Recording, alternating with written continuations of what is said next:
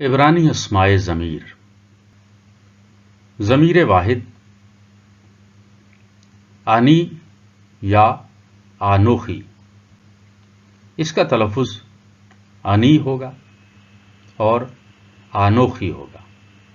معنی میں، انگریزی کا آئی۔ یہ جنس مذکر اور مؤنث دونوں استعمال کر سکتے ہیں۔ اس کی ضمیر جمع ہوگی انخنو، اس کا تلفظ انخنو ہوگا۔ اس کے معنی ہوں گے ہم۔ آنی یا آنوخی میں کے لیے استعمال ہوگا اور انخنو ہم کے لیے استعمال ہوگا۔ آتا، اس کے معنی ہوں گے تو، تم یا آپ۔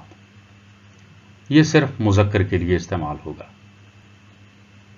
اور اس کی جمع ہوگی آتم، یعنی تم زیادہ لوگ۔ پھر ضمیر واحد کے کالم میں ات بھی تو، تم اور آپ کے لیے استعمال ہوگا۔ یہ مخاطب کو کہا جائے گا، لیکن یہ مؤنث کے لیے استعمال ہوگا۔ اس کی جمع ہوگی آتینا۔ پھر ہو وہ کے لیے استعمال ہوگا اور یہ مذکر کے لیے استعمال ہوگا۔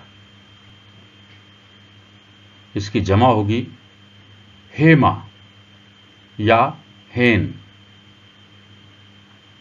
اس کے معنی ہوں گے وہ، یہ زیادہ لوگوں کے لیے استعمال کیا جائے گا۔